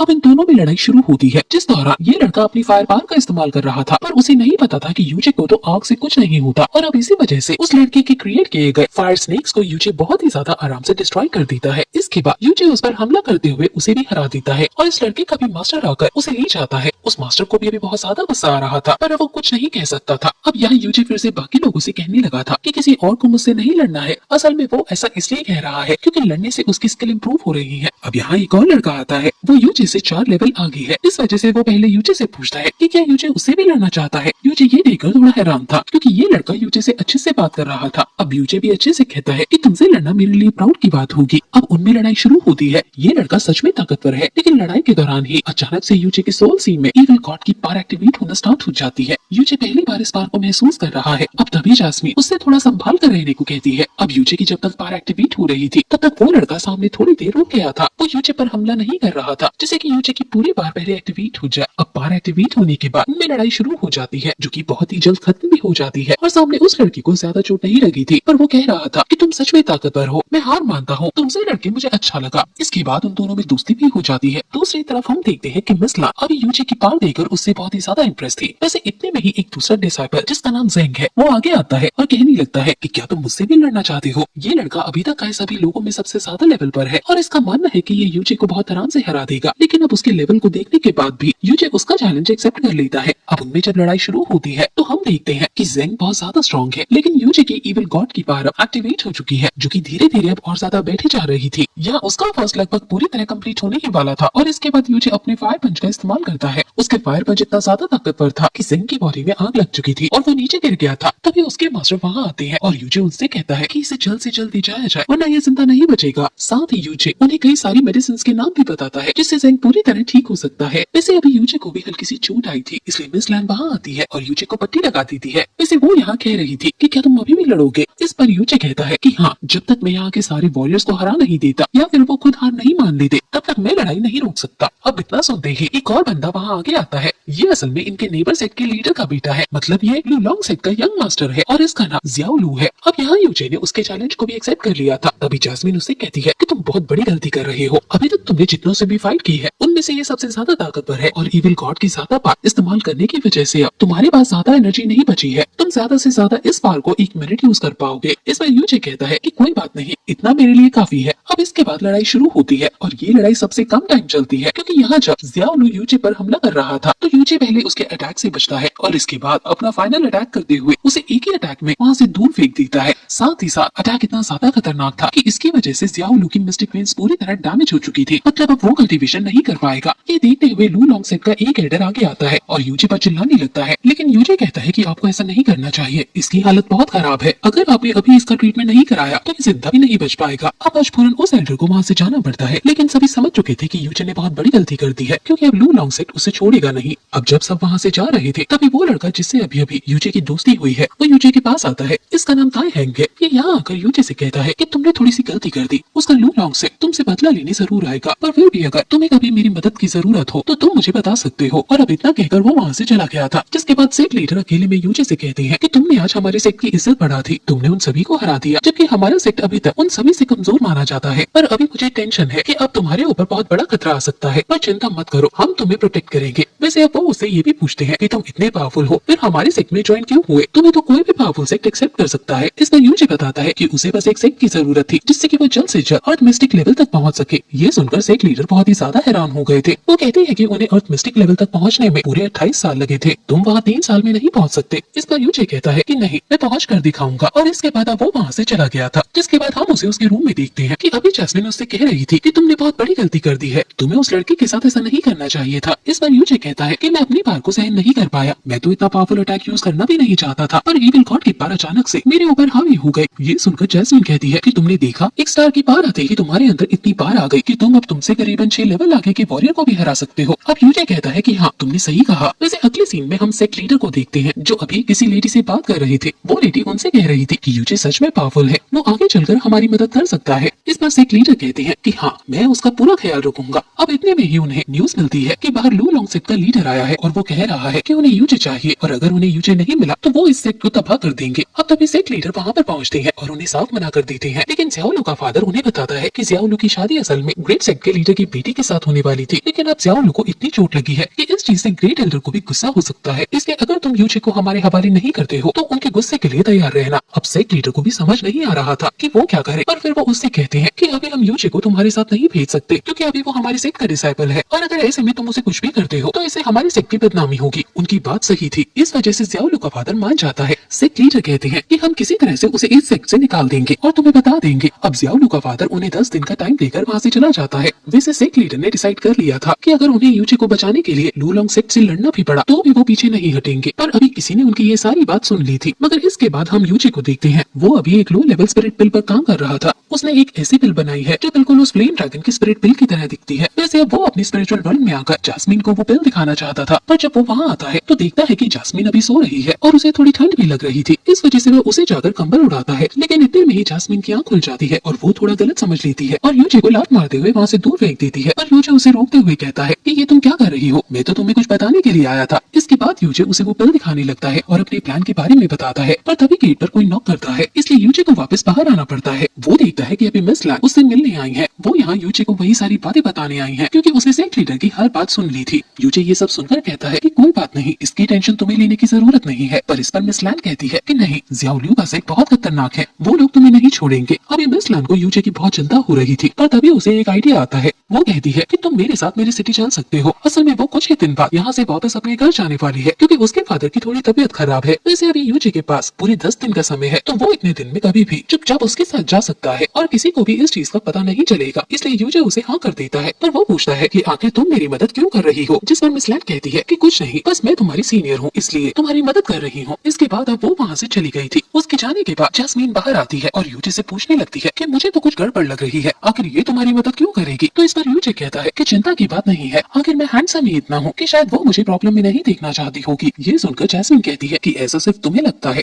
अब अगले सीन में हम देखते हैं कि यूजी बेस बदलकर अभी उसी शॉप पर गया था जहाँ उसने फायर ग्रास सेल की थी। यहाँ अभी वो अपनी नई बनाई वो पिल को देने आया था। वो इसे देते हुए शॉप ओनर से कुछ कहता है और इसके बाद जब वो वहाँ से जाने लगा था तभी उसे एक और चीज दिखती है और वो उसे भी खरीद लेता है। उसे बाहर आने के बाद वो एक बोर्ड लेकर हर तरफ घूम रहा था जिस पर लिखा हुआ था कि वो एक ग्रेट डॉक्टर है। तभी उसे 2 लोग देखते हैं। असल में ये लू लॉन्ग सेक्ट के गार्ड है और इन्हें वहाँ के सेक्ट लीडर ने भेजा था सिटी के सभी डॉक्टर्स को लेने, जिससे वो ज़ियाओलू को ठीक कर सके। अब यहाँ पर वो लोग यूजी को देखते हैं तो कहते हैं कि ये तो कोई पागल पुट्ठा आदमी है, लेकिन अब उन्हें हर एक डॉक्टर को साथ ले जाना है। इस वजह से वो उसे भी अपने साथ ले जाने लगते हैं। अब अगले सीन में यूजी वहाँ पहुँच चुका था। यहाँ वो देखता है कि यहाँ और भी कई डॉक्टर्स आए हुए थे ज़ियाओलू का इलाज करने के लिए, लेकिन वो किसी काम के नहीं थे। इस वजह से ज़ियाओलू का फादर उन्हें गुस्सा कर वहाँ से भगा रहा था। अब यूजी वहाँ पर पहुँचता है तो वो यूजी को देखकर उससे भी थोड़ी बदतमीजी से बात करता है और अपने गार्ड से कहता है कि ये तुम किस बेवकूफ को उठा लाए। उसे यूजी कोई अच्छा डॉक्टर नहीं लग रहा था, प्लस यूजी की हरकतें भी बेवकूफों वाली थी। वैसे तभी यूजी सामने एक डॉक्टर को देखता है जिसके हाथ में एक पिल थी जो कि वो अभी ज़ियाओलू के लिए लाया था। यूजी उस पिल की बुराई करते हुए कहता है कि ये पिल किसी काम की नहीं है, इसमें एनर्जी एनर्जी की बहुत कमी है, इससे ज़ियाओलू को कोई फायदा नहीं होने वाला। और इसके बाद अब वो उस डॉक्टर को देखते हुए उसे उसी की बीमारियां गिनाने लगता है। ये देखकर यहाँ सेक्ट लीडर और बाकी सभी,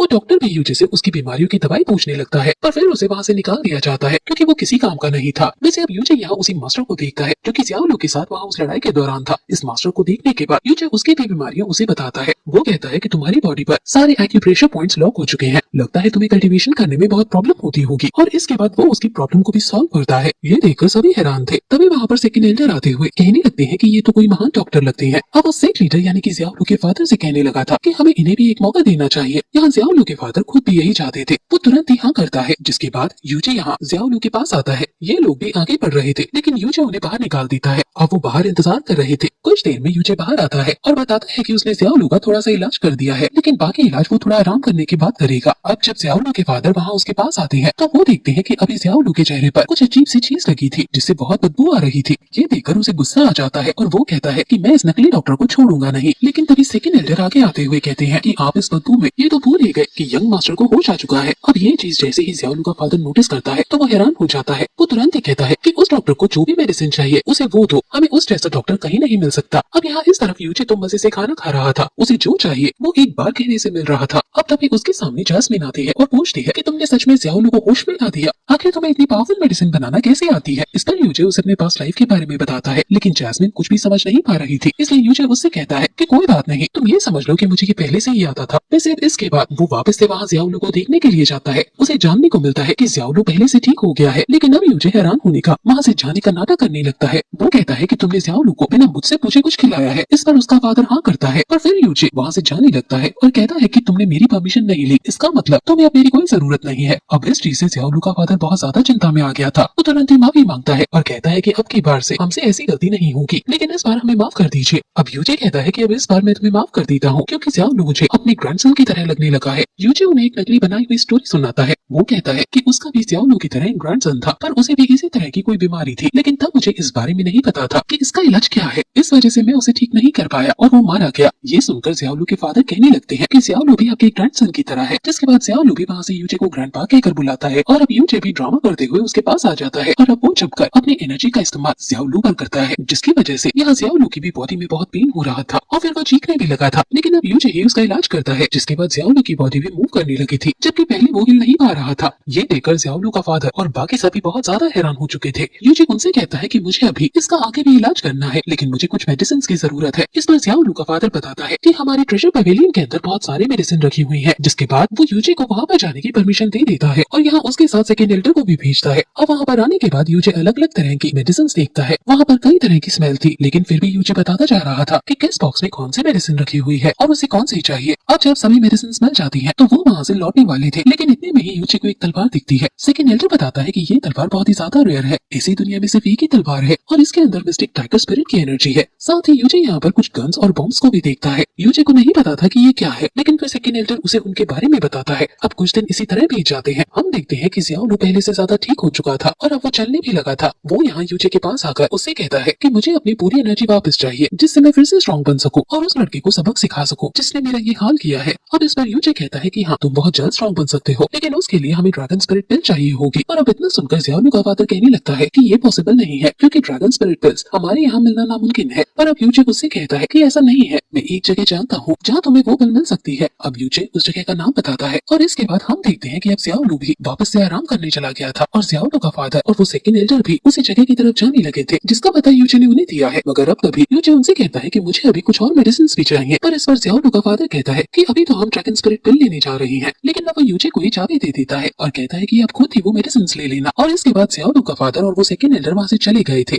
अभी यहाँ और कोई भी नहीं था, सिर्फ ज़ियाओलू था जो कि सो रहा था और यूजे था। अब यूजे तुरंत ही वहाँ ट्रेजर पेविलियन के अंदर आ जाता है और हर एक चीज को अपने पास रख लेता है और इसके बाद वो बाहर आता है और ज़ियाओलू को उठाकर कहता है कि मैं तुम्हें एक बात बताना चाहता हूँ। साथ ही यहाँ पर वो अपना रूप एकदम से बदलता है, जिसकी वजह से ज़ियाओलू बहुत डर चुका था। अब अगले सीन में हम ज़ियाओलू के फादर और उस सेकंड एल्डर को देखते हैं जो कि उस शॉप पर पहुंच चुके थे और यहाँ उन्हें वो पिल भी मिल गई थी। असल में यूजे ने उस शॉप ओनर को वो पिल देते हुए कहा था कि मेरा एक आदमी यहाँ आएगा और इस पिल को तुमसे मांगेगा, तो तुम उसे ये पिल दे देना। अभी शॉप ओनर को भी नहीं पता कि ये पिल नकली है। यूजे ने ये पिल इसलिए बनाई थी क्योंकि वो इस चीज की पहले से प्लानिंग कर रहा था। अब जब ज़ियाओलू का फादर वापस अपने पैलेस में लौटता है तो उसे यही लग रहा था कि वो पिल असली है, लेकिन अब जब ज़ियाओलू के पास आकर वो देखता है कि ज़ियाओलू की हालत बहुत खराब है। साथ ही एक गार्ड वहाँ पर आकर बताता है कि ट्रेजर पेविलियन के अंदर से सारा ट्रेजर भी गायब हो चुका है। ये सुनकर वो बहुत ही ज्यादा हैरान था। साथ ही उसके हाथ से वो पिल नीचे गिर जाती है और टूट जाती है, जबकि ड्रैगन पिल असल में नहीं टूट सकती। वो समझ जाता है कि ये सब यूचे की ही चाल थी, वो असल में कोई और ही था। साथ ही इस बात से उसे इतना बड़ा झटका लगा था कि इससे वो वहीं गिरकर बेहोश हो गया था। यहाँ बाहर हम देखते हैं कि यूचे अभी उस पैलेस को छोड़कर जा रहा था, लेकिन तभी बाहर उसे वो दूसरा मास्टर मिलता है। वो पूछता है कि आप कहाँ जा रहे हो, तो इस बार यूचे उससे कहता है कि अभी मैंने स्याओलू का इलाज किया है, इसलिए मैं बस थोड़ा टहलने जा रहा हूँ। अब वो मास्टर उसे जाने देता है, लेकिन तभी उस मास्टर को एक मैसेज आता है। वो समझ जाता है कि यूचे ने जरूर कुछ गड़बड़ की है और इसी वजह से वो भाग रहा है। अब वो तुरंत ही यूचे पर हमला करना शुरू कर देता है, पर तभी यूचे एक बॉम्ब ब्लास्ट करता है। यहाँ जैस्मिन यूचे से कहती है कि वो उसकी मदद कर सकती है, लेकिन ऐसा करने से उसकी जान भी खतरे में आ जाएगी, क्योंकि अभी उसके पास इतनी एनर्जी नहीं है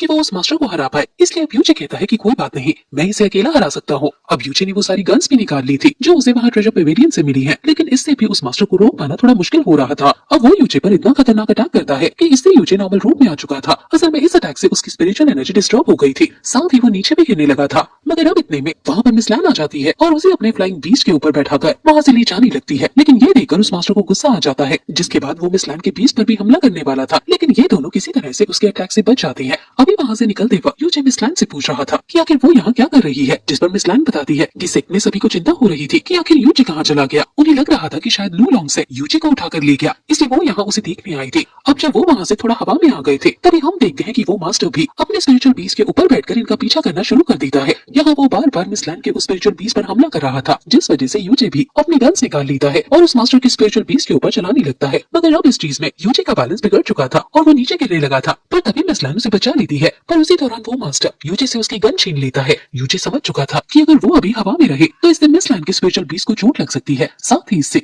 मिस लैन को भी चोट लग सकती है, इसलिए अब वो नीचे कूद जाते हैं। लेकिन अब इतने में ही अटैक उन्हें लग जाता है, इस वजह से नीचे गिरते हुए उनका बैलेंस बिगड़ रहा था और इस चीज में उन्हें ज्यादा चोट भी लग सकती थी। यूचे वैसे तो कुछ नहीं कर सकता था, पर फिर वो जैस्मिन से हेल्प मांगता है। जैस्मिन कहती है कि मैं तुम्हारी हेल्प तो कर सकती हूँ, पर इसमें तुम्हें बहुत खतरा है। अब यूचे कहता है कि कोई बात नहीं, वैसे भी अगर हम यहाँ से गिरते हैं तो हम मर ही जाएंगे। अब जैस्मिन उसकी मदद करती है, वो उसे अपनी कुछ पावर दे देती है, जिसके बाद वो नीचे सेफली लैंड करते हैं। यहाँ पर मिस लैन तो पूरी तरह से ठीक थी, लेकिन यूचे बेहोश हो चुका था। अभी मिस लैन को लग रहा था कि वो मारा गया, इस वजह से वो दुखी थी और वो कह रही थी कि मुझे तुम्हें बचाने के लिए आना ही नहीं चाहिए था। पर तभी यूचे होश में आकर कहता है कि नहीं, वो पूरी तरह से ठीक है। अब वो वहाँ से निकलने वाले थे, पर उन्हें बहुत पावरफुल एनर्जी महसूस होती है। ये एनर्जी किसी हाई लेवल बीस्ट की थी। तभी वो देखते हैं कि दो बच्चे अभी उनकी तरफ भागते हुए आ रहे हैं और उनके पीछे कुछ बीस्ट पड़े हैं। ये बीस्ट अभी यूचे और मिस लैन को वहाँ घेर लेते हैं, लेकिन तभी यूचे अपने पास से उस ड्रैगन पिल को निकालता है, जिसकी एनर्जी इतनी ज्यादा थी कि वो सभी बीस्ट वहाँ से डरकर भाग गए थे। अब वो दोनों बच्चे यूचे और मिस लैन को वहाँ अपने फादर के पास लेकर जाते हैं, लेकिन जब वो वहाँ पहुँचते हैं तो उनका फादर इन दोनों को देखकर गुस्सा होता है और इनके ऊपर हमला करने लगता है। उसे लगा था कि यूचे और मिस लैन दोनों बुरे हैं, पर फिर वो दोनों बच्चे उसे बताते हैं कि यूचे और मिस लैन ने उनकी जान बचाई थी। अब उनके फादर पहले इनसे माफी मांगते हैं और फिर इन्हें अपने विलेज में ले जाने लगते हैं। असल में वो उस विलेज के लीडर है। ये विलेज वैसे तो उस जंगल की दूसरी तरफ ही है, लेकिन ये इतना छुपा हुआ है कि इसके बारे में किसी को भी नहीं पता। यहाँ अंदर आते वक्त जैस्मिन और यूचे दोनों को ही एक बहुत पावरफुल एनर्जी महसूस हो रही थी। ये किसी फीनिक्स मिस्टिक बीस्ट की एनर्जी थी। उन्हें नहीं पता था कि ये किसी ट्रेजर की एनर्जी है या खुद वो बीस्ट यहाँ रह रहा है, लेकिन एक चीज वो दोनों ही समझ गए थे कि यहाँ कुछ तो छुपा हुआ है। अब रात के समय यूचे विलेज लीडर से पूछता है कि आप लोग यहाँ इतनी सुरक्षा से रहते हैं, आखिर आप किस चीज को प्रोटेक्ट कर रहे हैं। साथ ही वो यहाँ फीनिक्स स्पिरिट बीस्ट की भी बात करता है। ये सुनकर विलेज लीडर कहने लगता है कि शायद तुम भी उसी इरादे से आए हो जिस इरादे से सब यहाँ आते हैं। अब यूचे कहता है कि नहीं, वो दोनों यहाँ किसी ट्रेजर के लिए नहीं आए हैं, वो बस किसी से डर कर भाग रहे थे, इस वजह से वो यहाँ पहुँच गए। यूचे उनसे कहता भी है कि अगर आपको हम पर भरोसा नहीं है तो हमें यहाँ से चले जाना चाहिए, लेकिन इस पर विलेज लीडर कहने लगते हैं कि नहीं, मुझे तुम पर भरोसा है, तुम यहाँ रह सकते हो, लेकिन हाँ, अगर तुमने कुछ गड़बड़ करने की कोशिश की तो हमें तुमसे लड़ना होगा। अब अगले दिन हम देखते हैं कि यूचे अभी उन दोनों बच्चों के साथ खेल रहा था, तभी अचानक से उसे कुछ आवाज सुनाई देती है। हमें जानने को मिलता है कि लू लॉन्ग सेट का वो मास्टर अभी कुछ गार्ड्स के साथ वहाँ उस इनविजिबल बैरियर के बाहर पहुंच चुका था। वो मास्टर यहाँ इस विलेज की एनर्जी को महसूस कर पा रहा था। वो कहता है कि शायद ये उसी एंशिएंट फीनिक्स बीस्ट की एनर्जी है और इसके बाद वो डिसाइड करता है कि वो यहाँ यूचे और मिस लैन को भी पकड़ेंगे और साथ में उस ट्रेजर को भी साथ ले जाएंगे। अब वहाँ विलेज के अंदर यूचे और मिस लैन जब बाहर आकर देखते हैं तो उन्हें पता चलता है कि कोई उस इनविजिबल बैरियर को डिस्ट्रॉय करने की कोशिश कर रहा है, मगर ये जो बैरियर है ये इतना ज्यादा पावरफुल है कि कोई इसे ऐसे ही डिस्ट्रॉय नहीं कर सकता। वहाँ बाहर अभी उस मास्टर को ऐसा करने में बहुत प्रॉब्लम हो रही थी, लेकिन फिर वो अपने स्पिरिचुअल बीस्ट का इस्तेमाल करता है, जिसके बाद वो उस बैरियर को डिस्ट्रॉय करने में कामयाब हो जाता है। लेकिन अब तभी वो गाँव वाले भी वहाँ आगे आकर अपनी पावर से एक और बैरियर क्रिएट करते हैं। ये भी पहले वाले की तरह पावरफुल था, लेकिन उस मास्टर ने एक बार फिर अपने स्पिरिचुअल बीस्ट का इस्तेमाल कर इस बैरियर को भी डिस्ट्रॉय कर दिया था। इस चीज से गाँव के सभी लोग समझ चुके थे कि ये जो भी है वो बहुत ताकतवर है, लेकिन ये जानकर भी विलेज लीडर आगे लड़ने के लिए आ जाते हैं, लेकिन तभी वो मास्टर उन पर हमला कर उन्हें इंजर्ड कर देता है। साथ ही उनकी तलवार भी टूट चुकी थी, पर इतने में ही मिस लैन वहाँ पर आकर उन्हें बचा लेती है। लेकिन इस दौरान विलेज लीडर बेहोश हो चुके थे। अब बाकी जो गार्ड्स थे वो यहाँ मिस लैंड के ऊपर भी हमला करने वाले थे, पर मिस लैंड उनके अटैक से बचती है और अपनी पूरी पावर से उन पर हमला करती है। लेकिन अब इतने में ही एक गार्ड पीछे से आकर उस पर हमला कर उसे नीचे गिरा देता है। साथ ही अब वो फिर से उस पर हमला करने वाले थे, लेकिन अब गाँव के लोग भी उसकी मदद करते हैं और मिस लैंड को बचाने लगते हैं, मगर वो भी उन गार्ड्स के सामने ज्यादा देर नहीं टिक पाते। लेकिन तभी वहाँ पर यूचे आ जाता है और अपनी गन से उन्हें शूट करने लगता है। ये देखकर वो मास्टर हैरान था, लेकिन वो कहता है कि वो अब यूचे को अपने साथ जिंदा पकड़ कर ले जाएगा। इसके बाद वो तुरंत ही यूचे पर हमला करने के लिए आगे बढ़ने वाला था, लेकिन इतने में ही यूचे वहाँ पहले की तरह ही एक बॉम्ब को ब्लास्ट कर देता है। इस ब्लास्ट के बाद वो मास्टर और उसके सारे साथी वहाँ से बाहर फेंक गए थे, जिसके बाद यूचे सभी गाँव वालों से कहता है कि हमें फिर से एक बैरियर क्रिएट करना होगा, और वो लोग बात मानकर एक बैरियर क्रिएट कर लेते हैं। ये भी पहले की तरह ही स्ट्रॉन्ग था, लेकिन फिर भी वो जानते थे कि ये जल्दी डिस्ट्रॉय हो जाएगा। अब यूचे उन सभी से कहता है कि हमारे पास एक ही तरीका है, हमें उस गुफा में जाना होगा जहाँ पर आप लोग उस फिनिक्स बीस्ट के ट्रेजर को प्रोटेक्ट करते हो। लेकिन अब ये सुनकर गाँव वाले कहते हैं कि हमें इस चीज की परमिशन नहीं है। पर तभी विलेज लीडर का बेटा कहने लगता है कि मेरे फादर अभी बेहोश है, इसका मतलब मैं ही तब तक के लिए इस विलेज का लीडर हूँ, इसलिए मैं चाहता हूँ कि आप लोग यूचे जो कह रहा है वो बात मानो। वैसे यूचे की बात सही थी, क्योंकि अगर वो यहाँ रहे तो जो महिलाएं हैं और जो बच्चे हैं वो भी मारे जाएंगे, इसलिए अब वो सभी बात मान लेते हैं और उस गुफा की तरफ जाने लगते हैं। अब जब वो वहाँ अंदर आ रहे थे तभी वो मास्टर भी वहाँ पहुंच चुका था, लेकिन उस गुफा के बाहर एक बना हुआ बैरियर उन्हें रोक लेता है। ये वाला बैरियर इतना ताकतवर था कि इस बैरियर को वो मास्टर और उसके गार्ड्स मिलकर भी डिस्ट्रॉय नहीं कर सकते। वैसे इस बैरियर को यूचे और बाकी सभी ने विलेज लीडर की बेटी के पार की वजह से खोला था, क्योंकि सिर्फ फिनिक्स ब्लड लाइन के लोग ही उस बैरियर को हटा और लगा सकते हैं। अब ये लोग अंदर आ चुके थे और फिर कुछ ही देर में विलेज लीडर को भी होश आने लगा था। यूचे उनसे पूछता है कि कहीं इस गुफा में आने का कोई दूसरा रास्ता तो नहीं, जिस पर विलेज लीडर कहता है कि नहीं, यहाँ आने का कोई दूसरा रास्ता नहीं है। पर अब जब बात निकली ही है, वो यहाँ यूचे को सब बात बताने का फैसला करते हैं, क्योंकि यूचे ने एक बार फिर से उनकी जान बचाई है। असल में फिनिक्स बर्ड का ट्रेजर कोई कीमती चीज नहीं है, बल्कि ये तो एक श्राप है। असल में बहुत पहले फिनिक्स बर्ड यहाँ पर आए और वो इस गुफा में रहने लगी। साथ ही वो यहाँ के लोगों से खुश थी, इसलिए उसने यहाँ इस गुफा के आने के 2 ट्रायल टेस्ट सेट किए। अगर कोई भी इन दोनों टेस्ट को पूरा करता है तो उसे फिनिक्स बर्ड की पार मिलेगी। लेकिन तब के टाइम पर जब यहाँ इस विलेज का लीडर था, उसने बहुत बड़ी गलती की और उसने बार बार इस ट्रायल को देते हुए खुद को बहुत स्ट्रॉन्ग बना लिया। लेकिन क्योंकि फिनिक्स बर्ड को इस पर गुस्सा आ गया था, इसलिए उसने फिनिक्स ब्लड लाइन वाले सभी लोगों को श्राप दे दिया, जिसकी वजह से अब इन लोगों की पार बिल्कुल बढ़ नहीं सकती। उनकी पार बस एक ही स्टेज पर रुक जाती है और फिर उसे बढ़ाने का कोई भी दूसरा रास्ता भी नहीं है। वो यहाँ यूचे से कह रहे थे कि तुम हमारी ब्लड लाइन से नहीं हो, ये श्राप सिर्फ हमारी ब्लड लाइन के लिए है। इसका मतलब अगर तुम उन दोनों टेस्ट को पार करते हो तो तुम्हें उसकी पार मिल सकती है और फिर तुम तुम्हारी जान भी बचा पाओगे। वो यूचे से रिक्वेस्ट कर रहे थे कि वो उस ट्रायल को पास करके और एक बार फिर उनकी जान बचा ले। अब यूचे भी उनकी बात मान लेता है और जब यूचे उस जगह पर जाता है तो वहाँ सबसे पहले उसे फिनिक्स बर्ड की आवाज सुनाई देती है, जो कि उससे कह रही थी कि ये दोनों टेस्ट बहुत खतरनाक होने वाले हैं और इसमें यूचे की जान भी जा सकती है, इसलिए अगर वो लौटना चाहे तो लौट सकता है। पर यूचे उससे कहता है कि नहीं, उसे ये ट्रायल पास करना ही है। अब इसके बाद ट्रायल स्टार्ट होता है। अभी यूचे की तरफ बहुत सारी छोटी छोटी फायर फिनिक्स बर्ड की स्पिरिट बढ़ रही थी। ये बहुत ज्यादा थी और इन सभी में आग लगी हुई थी। यूचे जानता है कि उसे आग से कुछ नहीं होगा, लेकिन ये आग थोड़ी अलग तरह की थी, जिस वजह से उसे थोड़ा पेन सहना पड़ रहा था। यूचे के लिए इतना ज्यादा भी मुश्किल नहीं था, लेकिन अब धीरे धीरे जैसे जैसे वो फिनिक्स बर्ड बढ़ते जा रही थी, यूचे का दर्द भी बढ़ते जा रहा था और यही दर्द उसकी इविल गॉड पावर के साथ अटैच हो जाता है, जिसकी वजह से अचानक से इविल गॉड की पावर रिलीज होने लगती है और इसी वजह से वो सभी नॉर्मल फायर फिनिक्स बर्ड बड़ी ही आसानी से खत्म हो जाती हैं। लेकिन अब इसके बाद वहाँ सामने लावा में से एक बहुत बड़ी फिनिक्स बर्ड निकल कर आती है, जो कि यूचे पर हमला कर रही थी। पर अब यूचे ने भी उसे बहुत ही आसानी से बीच में से काट दिया था, जिस वजह से वो फिर से लावा में गिर जाती है। लेकिन अब जब वो फिर से निकलती है तो वो फिर से ठीक हो चुकी थी और इस बार वो और ज्यादा स्ट्रॉन्ग भी हो चुकी थी। यूचे समझ गया था कि इस तरह से उसे नहीं मारा जा सकता। तभी जैस्मिन कहती है कि इस बर्ड के सर पर कुछ क्रिस्टल जैसी चीज है, शायद हम उस क्रिस्टल को डिस्ट्रॉय कर इसे खत्म कर सकते हैं। अब यूचे वैसा ही करता है, पर इसका भी कोई फायदा नहीं था, क्योंकि फिनिक्स बर्ड फिर से लावा में गिरकर ठीक हो चुकी थी और साथ ही वो पिछली दोनों बार से दुगनी ताकतवर भी हो चुकी थी। अब यूचे को समझ नहीं आ रहा था कि वो क्या करे। तभी जैस्मिन उससे कहती है कि हमें इस फिनिक्स बर्ड के हार्ट पर हमला करना होगा, क्योंकि वही इसकी पावर पॉइंट है और उसी से इसे एनर्जी मिल रही है। इसके बाद यूचे फिर से उसकी बात मान लेता है, लेकिन ऐसा करना थोड़ा मुश्किल था, पर फिर भी किसी तरह से यूचे आगे बढ़कर अपनी तलवार को वहाँ उस फिनिक्स बर्ड के हार्ट में इंजेक्ट करने में कामयाब हो जाता है। फिनिक्स बर्ड अब हिल भी नहीं सकती थी, इस वजह से यूचे इस चीज का फायदा उठाते हुए उसके हार्ट को ही डिस्ट्रॉय कर उस फिनिक्स बर्ड को हरा देता है। उसे लग रहा था कि उसने दोनों ट्रायल पूरे कर लिए, क्योंकि उसके हिसाब से ये 2 ट्रायल थे, लेकिन ये बस एक ही टेस्ट था। अब तभी अचानक से जमीन क्रैक होने लगती है और यूचे वहाँ से नीचे गिर जाता है, जिसके बाद जब वो नीचे आता है तो फिनिक्स बर्ड उससे कहती है कि बहुत अच्छे, तुमने पहला ट्रायल पार कर लिया, लेकिन दूसरे ट्रायल में तुम्हारी पार काम नहीं आएगी, बल्कि इस बार तुम क्या डिसीजन लेते हो और तुम्हारा दिल कितना साफ है ये देखा जाएगा। इसके बाद अब जब ये ट्रायल स्टार्ट होता है तो यूचे एक दूसरी जगह पर आ चुका था। यहाँ वो आसपास देख ही रहा था कि तभी अचानक एक लड़की वहाँ आती है। ये लड़की असल में वही है जिसे जिससे यूचे अपनी पिछली लाइफ में प्यार करता था, लेकिन इसे कुछ बुरे लोगों ने मार दिया था। इसे देखते ही यूचे को अपना बहुत पुराना प्रॉमिस याद आता है। यूचे ने इससे कहा था कि वो उसे हमेशा प्रोटेक्ट करेगा, लेकिन यूचे ऐसा कर नहीं पाया। अभी ये दोनों एक दूसरे को देखकर बहुत खुश थे और तुरंत ही गले लग गए थे, लेकिन अचानक से वो लड़की एक चाकू निकालकर यूचे पर हमला कर देती है। यूचे उसे ऐसा करता देख लेता है, लेकिन वो उसे रोकता नहीं है, बल्कि वो उसे खुद को चाकू मारने देता है। इस वजह से यूचे वहाँ पर मारा जा चुका था, इसलिए अब वो वापस यहाँ फिनिक्स बर्ड के सामने आ गया था। यहाँ फिनिक्स बर्ड उससे पूछती है कि तुम चाहते तो आराम से उस अटैक से बच सकते थे, तुमने बेवकूफी क्यों दिखाई? तो इस पर यूचे कहने लगता है कि पिछली लाइफ में मैंने उसे प्रॉमिस किया था कि मैं उसे प्रोटेक्ट करूंगा, लेकिन फिर भी मैं उसे प्रोटेक्ट नहीं कर पाया और इस चीज को मैं इस लाइफ में भी नहीं भुला पाया हूँ। इस वजह से मैं चाहता था कि वो मुझे मारे, जिससे मेरा थोड़ा सा गिल्ट कम हो जाए। अगर तुम चाहो तो फिर से मुझे वहाँ भेज सकती हो, लेकिन मैं इस बार भी खुद को नहीं बचाऊंगा। अब ये सुनकर फिनिक्स बर्ड हैरान थी और फिर वो यूचे को बताती है कि यूचे ने इस ट्रायल को पास कर लिया है, क्योंकि यूचे ने बिल्कुल सही फैसला लिया। अब यहाँ वो यूचे को अपनी ब्लड लाइन की पार दे देती है, साथ ही बाकियों के मुकाबले वो यूचे को 3 गुना पार देती है, क्योंकि उसे पता है कि यूचे रीइंकार्नेट हुआ है। साथ ही साथ यूचे के पास हेवनली पॉइजनस पल की पार है। वो यहाँ यूचे को एक स्पिरिट पिल भी देती है और इसके बाद वो एक टेक्निक बताती है जिसका यूज यूचे कर सकता है, लेकिन यहाँ के सिर्फ विलेज वालों को बचाने के लिए। वो इस टेक्निक को बाद में यूज नहीं कर पाएगा। साथ ही ये टेक्निक अधूरी थी, इस वजह से यूचे को उसे सीखने में थोड़ी प्रॉब्लम होगी, पर उसे खुद ही इसे कंप्लीट करना होगा। वैसे अभी वहाँ बाहर करीबन 2 दिन बीत चुके थे, इस वजह से खाने की कमी हो रही थी और सभी भूख के मारे परेशान थे। ये देखते हुए मिस लैन फैसला करती है कि वो बाहर जाकर खाना लेकर आएगी। अभी उस मास्टर ने गाँव का सारा खाना एक जगह इकट्ठा कर लिया था, जिससे कि अगर कोई उसे लेने आए तो वो उसे पकड़ सके। अब जब मिस लैन वहाँ पहुँचती है तो अचानक से एक गार्ड उस पर हमला कर देता है।